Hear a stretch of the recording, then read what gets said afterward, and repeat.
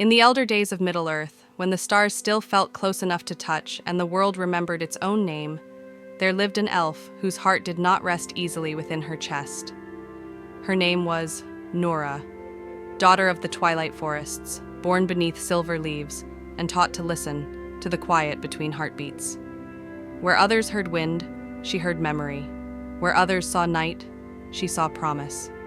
She stood often at the edge of the world, gazing toward horizons no map dared to name, feeling as though her soul had been promised to something not yet revealed.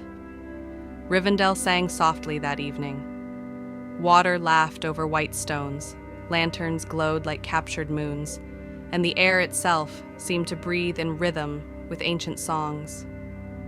Noorah walked its marble paths with measured steps, yet her heart raced ahead of her, restless and alert. The elders had spoken in riddles that morning, of a shadow not born of darkness, of a moon that would one day bleed silver light upon the world, and of a guardian, bound not by chains, but by love. In the Hall of Records, beneath scrolls older than kingdoms, Noorah read words written by hands long turned to dust. They spoke of a time when Middle-earth would tremble, not from war alone, but from longing. When the silver moon wanes at the edge of time, a guardian shall wake from endless watch, his fate bound to an elven heart, her love the key, her sorrow the cost. Her breath caught, for she knew, without knowing how, that the elven heart named in the prophecy was her own. If this story touched your heart already, leave A in the comments so I know you were here. That night, sleep did not come gently. Dreams found Noorah instead. Dreams of moonlight on armor, of a figure standing alone beneath a silver sky, unmoving as centuries passed him by. She saw his eyes first. Not cruel, not cold, but heavy, as if they had watched the world break and be reborn too many times. When she awoke, dawn had not yet arrived. And yet, the call remained. She left Rivendell before the sun rose, carrying only her cloak, her blade, and a heart already halfway gone. Beyond Lothlorien's farthest golden trees, where even elves spoke softly, stood an ancient ruin, forgotten by time. There, beneath a broken arch of white stone, he waited.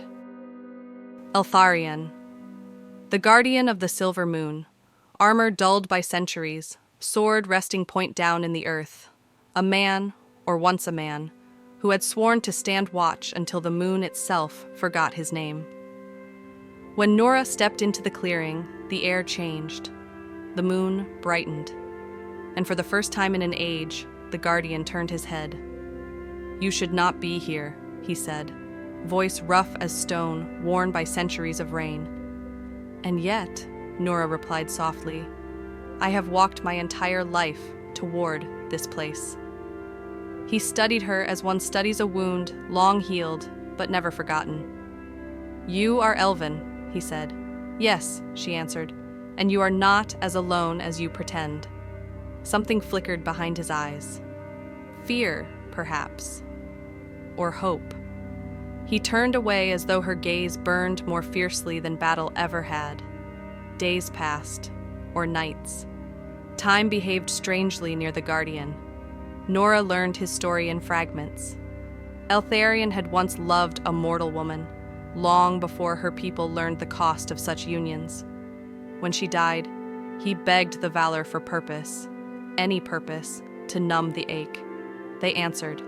They bound him to the silver moon, to guard a seal that kept an ancient sorrow from devouring the world. And in doing so, they took from him the right to move on. "You live forever," Noorah whispered one night. "Yes," he replied, "and yet you do not live at all." Subscribe for more tales of love and destiny from Middle-earth. Love did not arrive loudly. It crept between glances, lingered in silences that felt too full. Noorah reached for him one evening, not his hand, but his sorrow. And to his own surprise, Eltharion let her.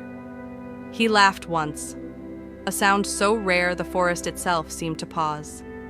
For the first time in centuries, The guardian remembered what it meant to hope. But Middle-earth does not allow happiness to remain untested. The seal beneath the ruin began to crack. Darkness stirred, not evil born of malice, but despair made flesh. The sorrow of forgotten ages seeking release. The prophecy had not spoken of rescue without cost. To strengthen the seal, one heart would have to remain bound forever. Eltharion knew the choice before Noorah ever spoke it. "No," he said immediately, "you will not take my place. And you will not face eternity alone again," she answered. The ritual required moonlight and truth. Noorah stood within the circle, silver runes rising around her like living stars. Eltharion reached for her, hands trembling for the first time in centuries. "If you stay," he whispered, "time will take me. You will remain." She smiled through tears. "Then I will remember enough for both of us." As the silver moon reached its height, the seal healed. The darkness screamed, not in rage, but in grief, before fading. And when the light dimmed, Noorah was gone. Centuries passed. Eltharion wandered Middle-earth, freed but hollow. Forests grew, kingdoms fell, songs changed. Yet on certain nights, when the moon shone silver enough, he felt her presence. In the hush of leaves, in the kindness of strangers, in the courage of those who loved knowing loss was inevitable. Noorah had not vanished. She had become something greater. On the final night of his long life, Eltharion stood once more beneath the stars. The silver moon descended, not as a burden, but as a bridge. Light gathered, and there she was. Noorah, not bound, not fading, smiling as she had the first day they met. "You took your time," she teased gently. He fell to his knees, laughing and crying all at once. Together, they stepped beyond the world, into a place where love no longer required sacrifice. And Middle-earth, though it would never know their names, felt warmer for having been loved so deeply. Subscribe for more epic tales of love, destiny, and Middle-earth, because some stories are not meant to be forgotten.